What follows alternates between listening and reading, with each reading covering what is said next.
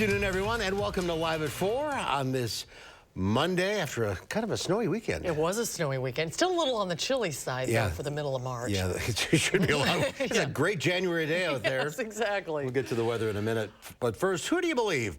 Reports are out that Aaron Rodgers has agreed to a deal with the Jets, but others say not just yet. President Biden insists our banking system is safe. I'm Nicole D'Antonio at the White House with steps the government is taking to contain the fallout from 2 bank failures. And SSM Health will not require masks in their hospitals starting Wednesday this week. We'll tell you what the reasoning is. Let's take a look outside. It's Mario. Mario is strong and thriving in this weather. A little bit of a breather, though. Weatherwards, Gary Canalti is in the backyard. It's kind of cool for what is it, March? It's not January, Mark. It feels like it. But you know what? A couple days from now, we'll be back in the 40s. So it's, one of those types of weather patterns. The cold doesn't stick around for that long this time of year. But let's start out by taking a look at visible cloud track. The clouds are certainly here. They've socked in all of southern Wisconsin. But notice the northern part of the state seeing sunshine. And that sunshine will gradually work its way in for tomorrow. In fact, we'll clear out for tonight, and that'll lead to a cold night. High-resolution Doppler radar, maybe a couple of flurries out there. We got a couple falling here in the backyard, but most of them not even being detected by radar, and they should be out of the way in the next hour or two. Current temperatures in the upper 20s to around 30 degrees here in Dane County. Madison right now at 28 degrees, but across the rest of Dane County, 28 in Sun Prairie, 31 right now in Belleville. Look for mostly cloudy skies this evening. Temperatures dropping into the middle 20s by late evening. As we check out first warn traffic, we've got a traffic accident on the loop ramp from I-39-90-94 northbound at Highway 151 heading toward East Washington Avenue. But looks like it's off on the side. It's really not causing any travel issues in that area. Otherwise, the belt line, I-39-90-94 looking in good shape, as well as I-39-90 to the south down to the Illinois state line, or I-94 eastward toward Milwaukee. Traffic moving at the posted speed limits. All main highways north of Madison looking good as well. 39-90-94 into central Wisconsin and US 151 into Dodge County. At your news 3 now, first one traffic. All right, Gary, I'll check back in a few minutes. Thank you. There are conflicting reports in regards to Aaron Rodgers' future as a Green Bay Packer. NFL reporter Trey Wingo is saying that a deal to send Rodgers to the New York Jets is done. While the NFL Network's newsbreaker Adam Schefter is not so confident, saying nothing has happened. Sports director Zach Hanley joins us now to cut through all of this smoke. What is going on? You know what? Do we really know, right? You got Adam Schefter live on TV looking at his phone, taking phone calls, and then leaving the screen, and you're like, is the news breaking? No. Who knows? So let's, set the timetable. Last week, the Jets owner, the GM, the head coach, and the OC flew out to California, and they met with Rodgers, right? That was confirmed on Friday at the State Girls Basketball Tournament by Packers president Mark Murphy, because he did an interview on TV saying that, yes, they granted the Jets permission to talk to Rodgers, and if Rodgers wanted to trade, they'll do it. Then we move to this weekend. Aaron Rodgers tells Brandon Marshall on the I Am Athlete podcast that a decision will come soon. Well, it's Monday. We're waiting for that decision, but we really don't know because certain people are saying this, certain people are saying that. I guess the one guy that we really need to talk to or hear from is Aaron Rodgers. And one thing, if there's a big difference between Rodgers making a decision and then a trade being executed, because after the decision, a lot of things have to get finalized. So we're kind of like his darkness retreat right now, all in the dark, waiting for number 12 himself to let us in on what's going on. And you're getting all these cryptic tweets from the Packers and the Jets, like the Jets are excited that this is happening, and then the Packers are saying it's not happening, and then you have Aaron Rodgers liking those tweets. So oh boy. It's a mess. Just put the Twitter down. Right. Yeah. And the deadline, I was going to say, is there a deadline for this? The deadline is Wednesday the 15th. I think it's 3 o'clock or 4 o'clock, because then the new year starts for the league and the teams have to get under the salary cap. So the teams need to know now. We need to know now, because if Rodgers is not going to be a Packer, the Jets are going to have to do things to get under the salary cap. And if he is going to be a Packer, the Packers are going to have to do things to get under the salary cap. Or he could retire. Oh, boy. Or he could do that Right, too. that's true. That's an option too. And it's like a little bit of history repeating itself, isn't it? With the Packers and the Jets. 15 years ago, Brett Favre went to the Jets. Should give Brett a call and see how that worked out for him. All right, well, keep us posted. Yes, keep us posted. We will break in and as necessary. Thanks, Zach. Well, for just the second time in more than 20 years, the Badgers missed the NCAA men's basketball tournament. Just a few weeks ago, hopes were very high for a young Badger squad. Our Andrew Banstra found out that's leaving a lot of fans disappointed, but looking forward toward the future. Andrew?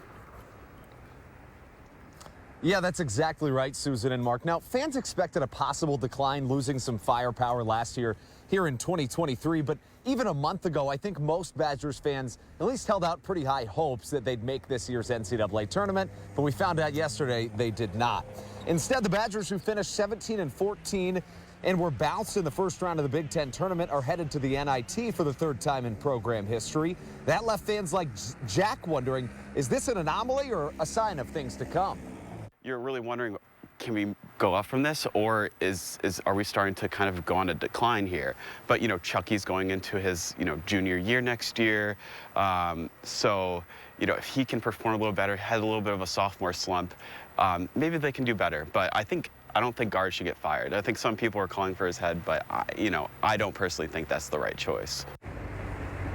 Wisconsin enters the NIT as a 2 seed and will host Bradley at the Kohl Center on Tuesday at 8:30 p.m. While most fans I spoke with are understandably disappointed, others think maybe an NIT run could help this team and their younger players in the future. We'll dive into that at 5.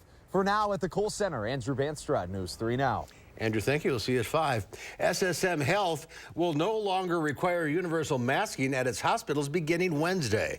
A spokesperson with the healthcare provider said as the national public health emergency around COVID-19 is set to expire in early May, SSM Health is taking steps to roll back some of the mitigation strategies they put in place during the height of the pandemic.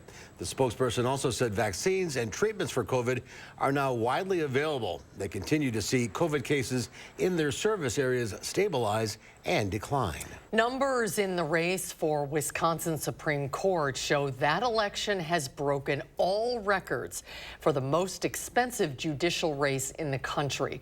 And we now have more of a picture of who is spending money in the race. According to Ad Impacts Politics, which tracks spending on ads in the race, the conservative Wisconsin Manufacturers and Commerce has spent more than $3 million. Conservative Fair Courts America has spent $1.7 million, and liberal group A Better Wisconsin has spent a little more than $1 million total. Total spending overall in the race has already topped $13 million. The Wisconsin Department of Health Services is investigating a scam that targets food share members through fake text messages. The DHS investigation is based on complaints about a text instructing people to call a phone number to confirm their account and PIN numbers to avoid having benefits locked. Scammers then use this information to access and steal the benefits. The DHS recommends keeping PIN numbers secure and confirming the phone number the texts are coming from through FoodShare and the DHS. A newborn baby that was found dead in a field in Whitewater earlier this month was left there less than 48 hours before he was found. Whitewater Police Chief Dan Meyer said the newborn was a boy, but police have not identified the child. The boy was found in a plastic bag inside of a cardboard box wrapped in a light-colored T-shirt and was not wearing any other clothing. To date, police have not identified anyone as a suspect in the baby's death. Well, the government has taken steps to make sure that customers from a couple of failed banks aren't hung out to dry, while also trying to reassure Americans that these are isolated problems. Nicole D'Antonio has more from the White House. Leave for California. President Biden looked to reassure Americans Monday following the failure of 2 banks. Americans can have confidence that the banking system is safe.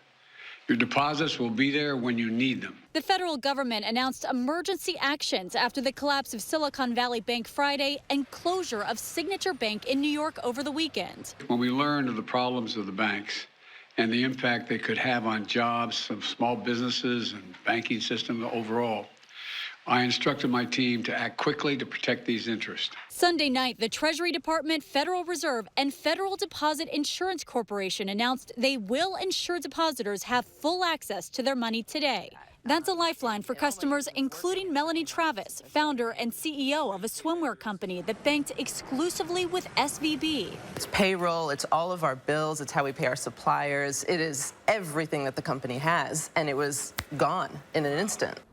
Rescuing the depositors is not a bailout for the banks. The president said taxpayers won't foot the bill for these losses. The management of these banks will be fired. If the bank is taken over by FDIC, the people running the bank should not work there anymore. Third, investors in the banks will not be protected. Traders began dumping shares of bank stocks when the markets opened, with trading for some regional banks temporarily halted.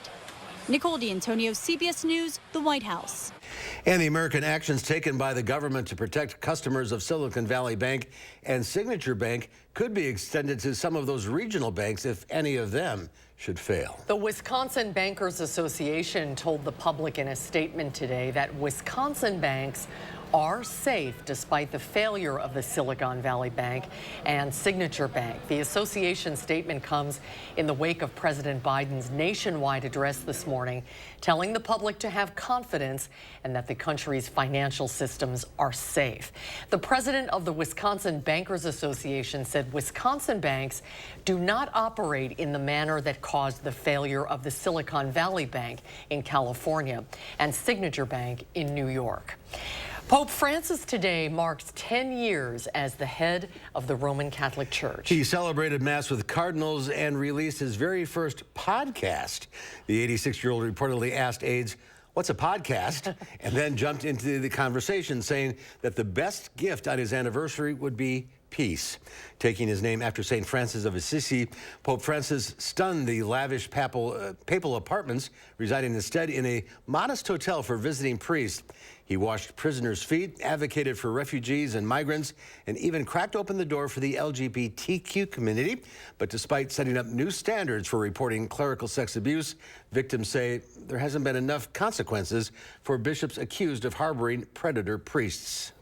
Right now, it is appearing that no one has done less than this papacy itself. Still, supporters call his first 10 years as Pope the Francis Revolution, crediting him with choosing service and kindness over the power of the papacy. Earlier this year, Pope Francis became the first pope in modern history to preside over the funeral of his predecessor, Pope Benedict, who'd been living in the Vatican since his resignation. Congressman Mark Pocan was acknowledged today as a national champion for youth by the Boys and Girls Club of Wisconsin. Recognizing distinguished leadership and extraordinary commitment, the award is given to leaders for exhibiting above and beyond service for club youth. Pocan was recognized for his work in almost tripling appropriations to clubs across the country in 2022. Yeah, I've had a chance to visit a lot of our clubs, and we have a really great clubs helping kids to reach their potential, to give them the opportunities they might not otherwise have, and it's really, really important work. As a member of the House Appropriations Committee, Congressman Pocan advised clubs across the country on how to navigate the application process, increasing club funding nationally from $26 million in 2021 to over $74 million last year. Fall, and along the way, he says he's hoping to rediscover America. Interesting artwork. I hope he stops in Wisconsin. Well, it doesn't look like it. Just to the south of us. I'm not even talking into it. All right, that's our time for now. Thanks for watching. News 3 Now at 5 starts right now.